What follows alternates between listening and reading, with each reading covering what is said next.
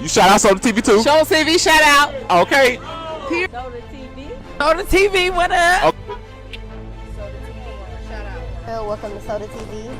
What's your name? Whatever it is. Soda TV. It's Soda TV.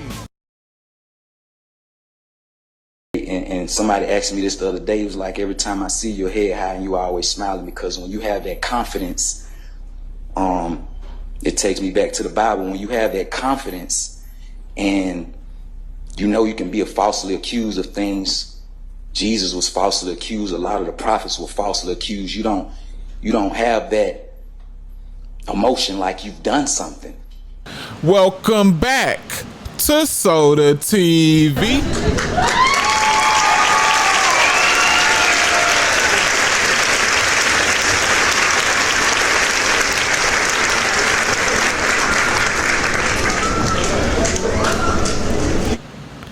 How y'all feeling today? You know, I want to first start off by saying, if you're in the Midwest like I am, get you a bottle of water for starters, one minimum, preferably 3, 2 for you. Well, drink 1 now, take a minimum of 1 out for yourself, and another bottle. You never know, you could save a life. You know, dehydration is critical out here. And the same applies for you guys that are down south. Same team. All right, done with the chit chat. Getting to this serious matter. This young rapper that was just sentenced to the L, and that don't stand for love at all. So I wonder how many of y'all are familiar with the rapper Cash Out. I'm cash now. You know, I mean, and then he has some traction with those couple of hits that he did. 'Cause I think he pushed out about 2 hits, right? Cash Out was one of them. But it's like I don't know what happened with him, man. But clearly he went into another profession, and he must have had some success in it, because you had so many, what do they call them? Not witnesses, but victims that came forth and gave their testimonies, man, about how miserable Cash Out, his mother, and others made their lives, you know, imping them out. Yeah, man, he was on some Pimp C hybrid, and he got a grape charge up in there too, so he was really on some it's mine and all mine, and you can't tell me no, allegedly. So we gonna be touching on that here. I'm gonna be letting y'all actually hear him speak after he is being found guilty, and he compared himself to Jesus. And then we're gonna touch on this 50 Cent and Dave Blunt's beef. I thought it died down, but hey, man, it's crazy, because the initial problem wasn't between 50 Cent and Dave Blunt's. The initial problem, which wasn't a problem at all, I guess 50 and Pusha T had allegedly dissed Kanye, and since Kanye co-signed Dave Blunt's and, you know, always spoke up good on him, and, you know, Kanye, of course, is a GOAT. Dave Blunt showed his loyalty by not only dissing 50 and Pusha T, but he made diss tracks, and this was a couple months back, but I guess it just stirred right back up out of nowhere. And I think Dave Blunt's, it seems that he threw the first blow this time. Yeah. So those are the 2 matters that we are going to be addressing today. You dig? And without further ado, well, I think it's, you know, only right that I brief you before just jumping into Cash Out speaking on his behalf after being found guilty. So they had offered them 25, and it's kind of like, it reminds me of the Lil J from Chicago STL, when they what they was offering him, was they offering 15, 20 or something? They offered him something decent that he would have been out, but he didn't take it. See, Cash Out, his charges was so serious that, but I would have, see, I can't blame him for not foreseeing that he was gonna get life, like, cause I would have never thought I could have got life out of it. But if they offered you 25, you knew that it was overly serious, so yeah. But I guess he thought he had a lawyer from, you feel me, from the Himalayas, player from the Himalayas. But this dude end up, and this is what I'm seeing in the comments, he hired the lawyer from the YSL trial. Real rap. They said he should have known that he was gonna get booked with him. But yeah, like I said, he really, when he speaks up, what you finna hear is he's really blaming the stuff on the women, saying that, you know, they lied on him, and that he don't know some of them that are in there. And he said, yeah, of course I dated women that did escort, which I don't know why you would have that in your you feel me, addressing the judge. I wouldn't have said that part. But he was like, even though I took part in dating them women that were in their life, I never forced anyone to do anything that they didn't want to do. So he's basically, what you finna hear is he's basically saying that these women were bullied and, like, not framed, but they were made by the state's attorney and the, since this is this Fed? Well, anyway, whether it's state's attorney or whatever, they're the attorney for the United States. They basically, he said that they forced the women to lie on him, man. And yeah, man, that they were scared and that they lied on him to take deals because they themselves had cases.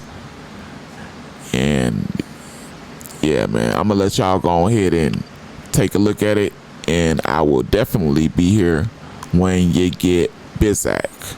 Roll it. So before I ask the court for what I'd like to ask the court to do, can I have my client address the court? Absolutely. Thank you, Your Honor. All right.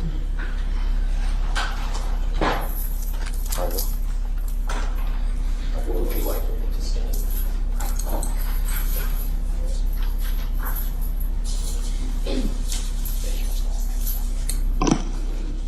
Good morning today, Your Honor. Good morning.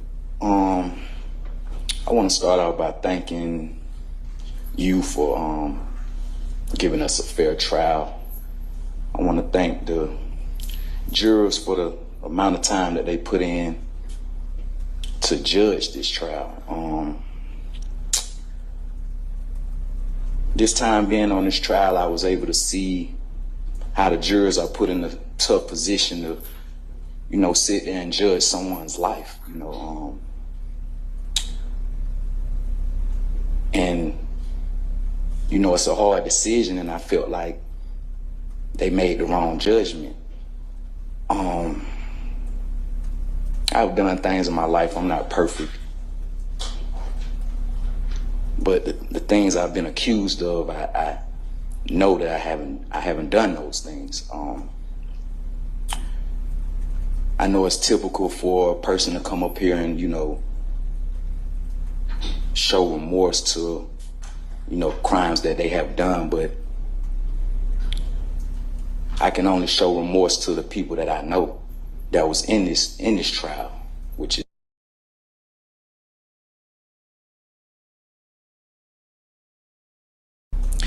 not remorse on behalf of like I did anything to them, because if you know me, and people who really know me know that I wouldn't force anybody to do anything. I met women, I dated women who were doing escort or whatever, however people want to look at it from a moral standpoint, but who was doing these things as a grown woman. I've only dealt with grown women. Nothing was forced. Nothing was coerced or anything of that nature. If you notice, before this trial, no woman can say anything about me before this trial. If you notice, before this indictment, no woman can say anything about me before this indictment.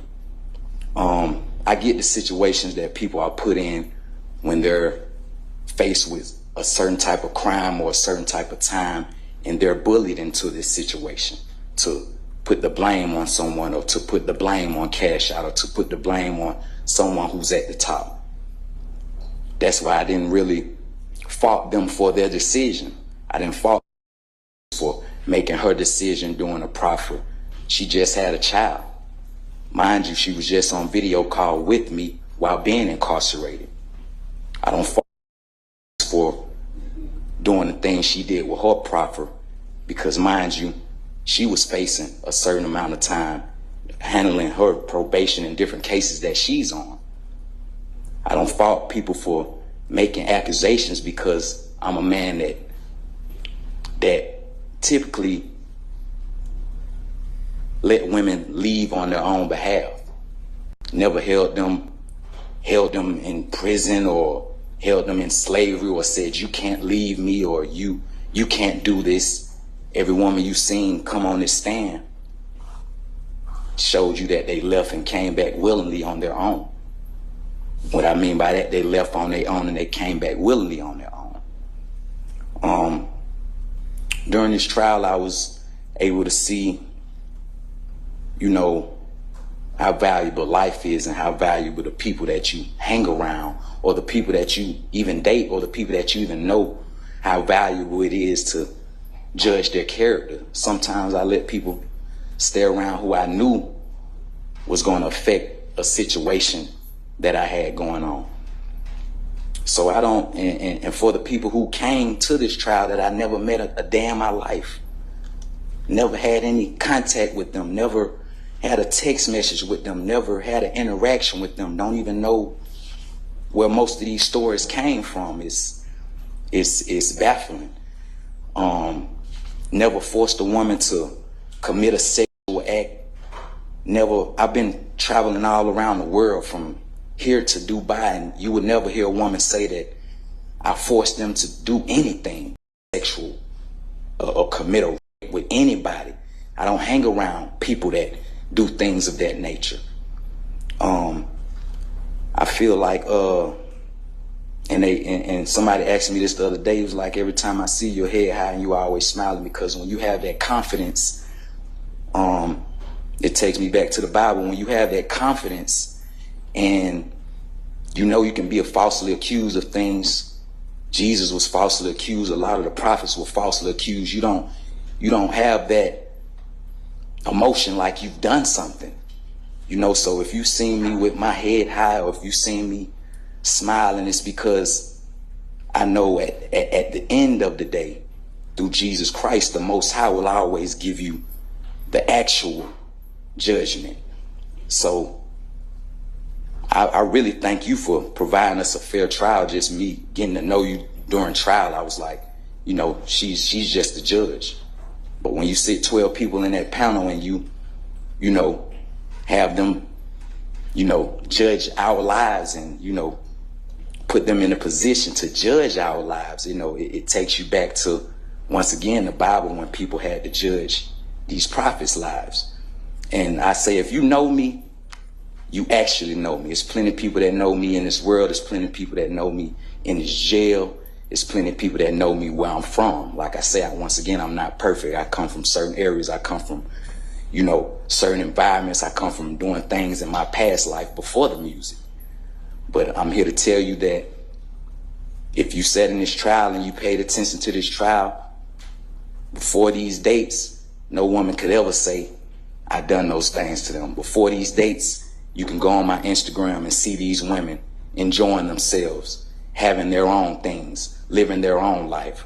Before these dates, I can say you had these women that never had anything to say about me before this indictment, before the RICO. You had these women actually talking to me while I was incarcerated. I've been incarcerated for 4 years, and these women are interacting with me. These women who took the stand and supposedly scared of me, or monsters, or I'm a monster, or took these proffers. This wasn't the case before they was indicted.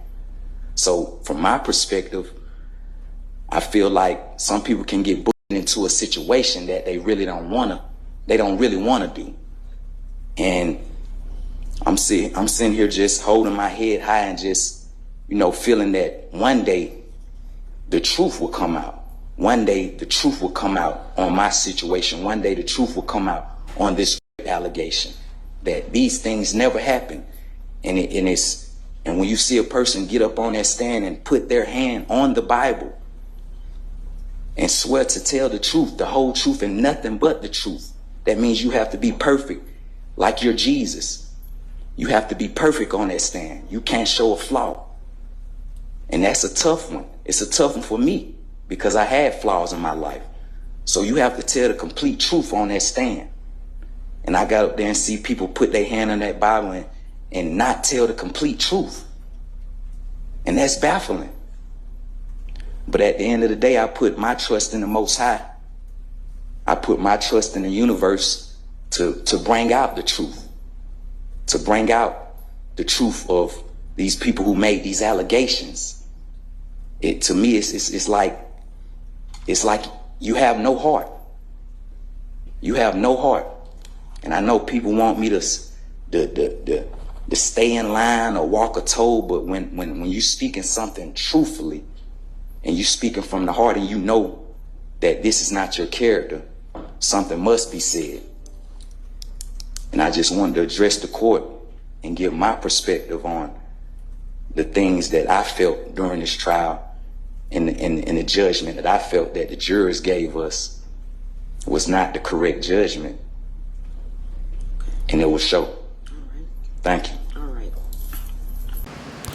Hey, it was a couple of things. It's one thing that I laughed about when hearing this judge, you feel me, hand down the verdict, but after she found him guilty, told him, man, he got to register as a offender and you got to stay away from these streets, stay away from these people.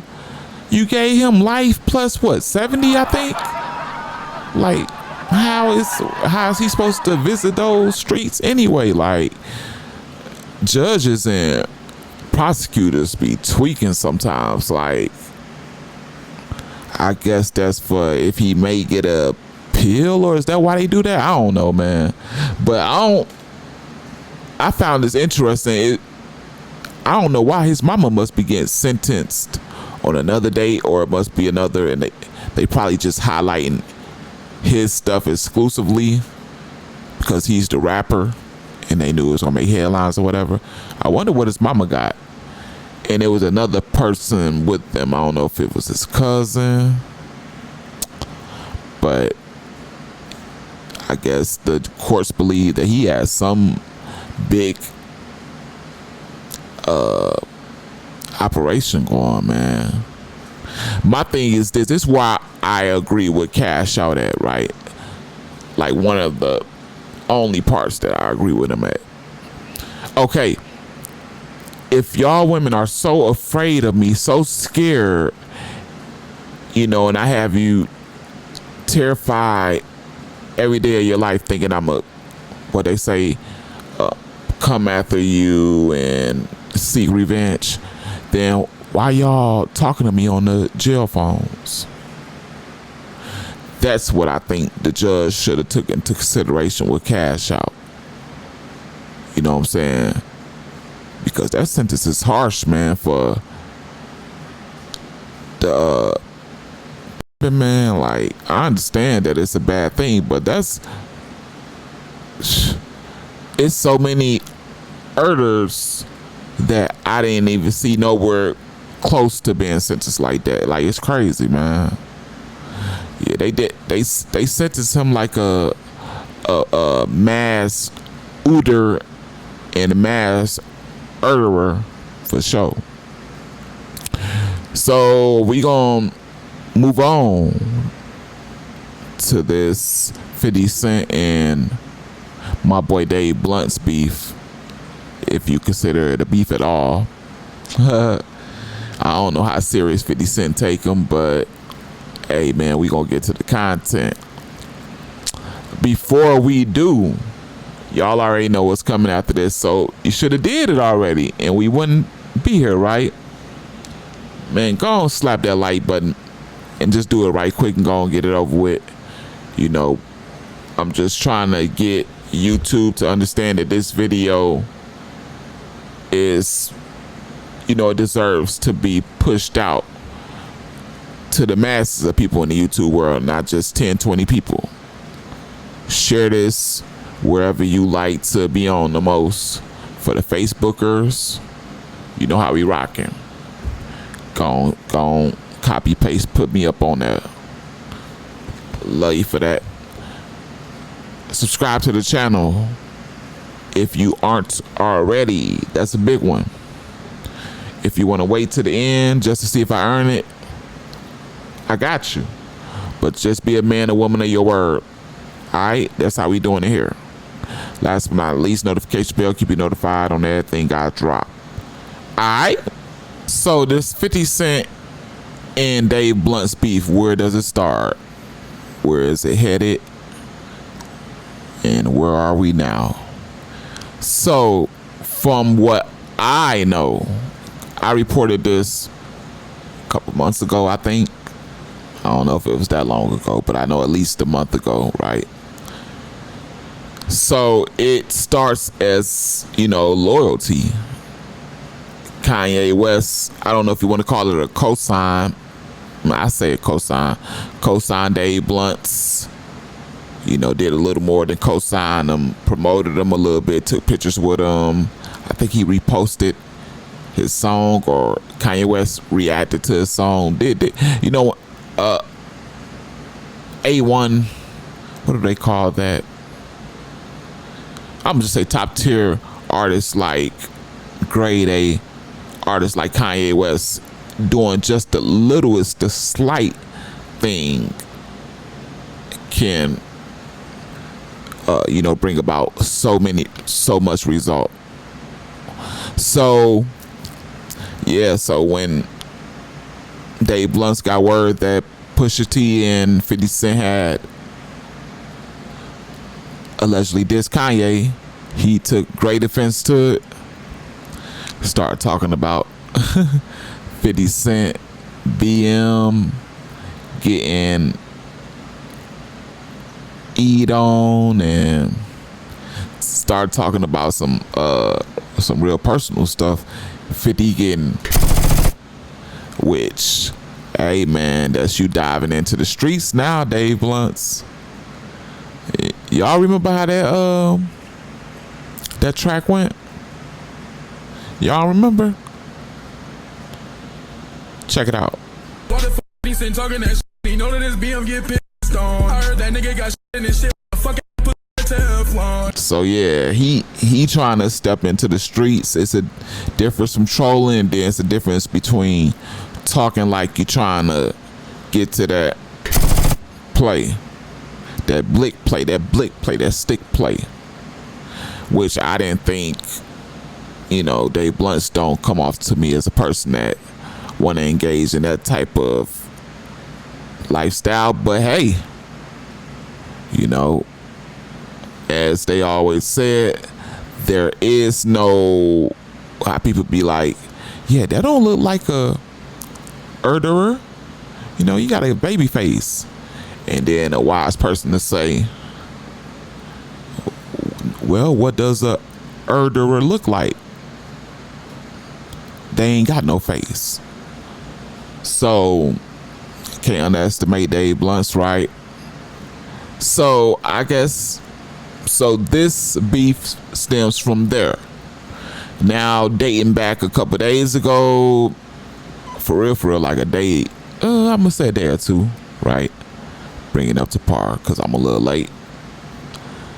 Dave Blunt's reignites it, from my understanding, and he posts the picture of 50 Cent when he was playing, when he had lost all that weight and shaved his face and made himself to look sick.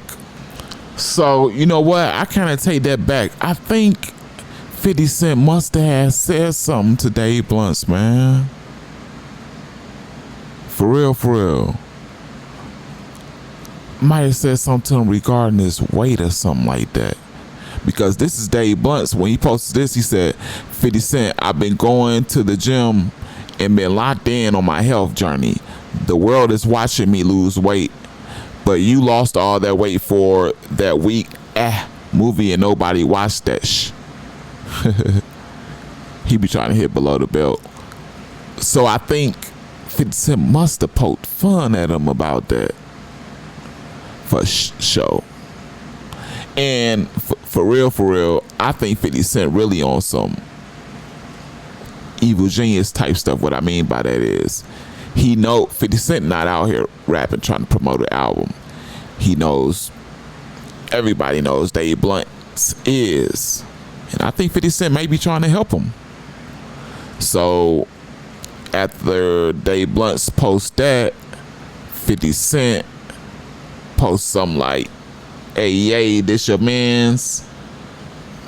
When I see him, I'm gonna push him down the stairs or something like that. And 50 Cent said it in a joking matter, but who knows how much of a joke it is.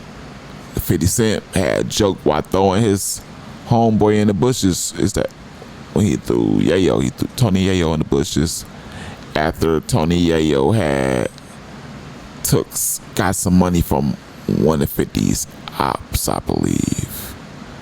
Was kicking it with him. I got some money from Mayweather, was it? Then 50 Cent seen him and was joking and threw him in the bushes. And, 50 Cent, he'll do it to you with a smile. So who knows how serious 50 Cent is taking Dave Blunt's.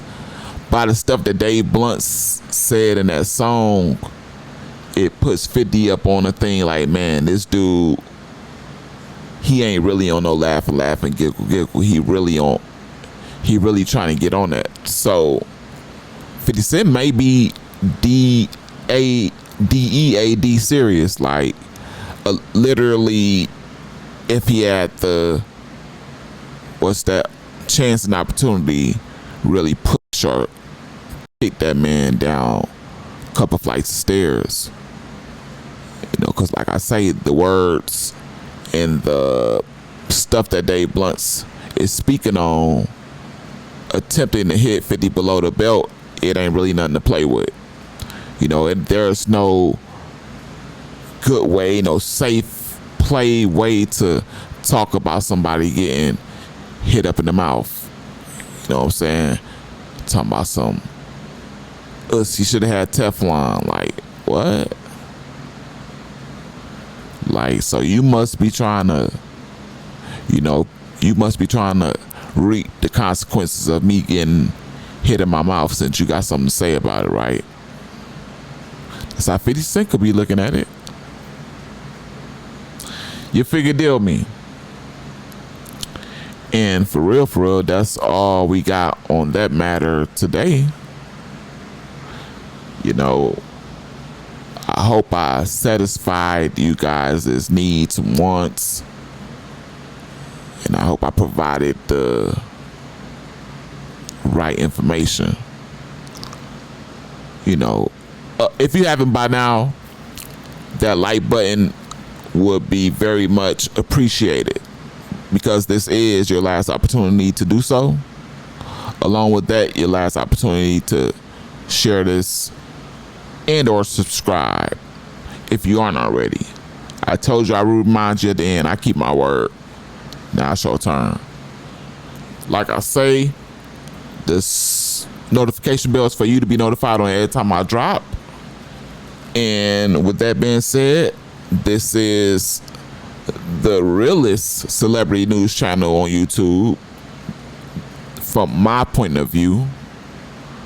It's called The Real Soda TV. I'm your host, S to the O to the D to the A, and I'm out.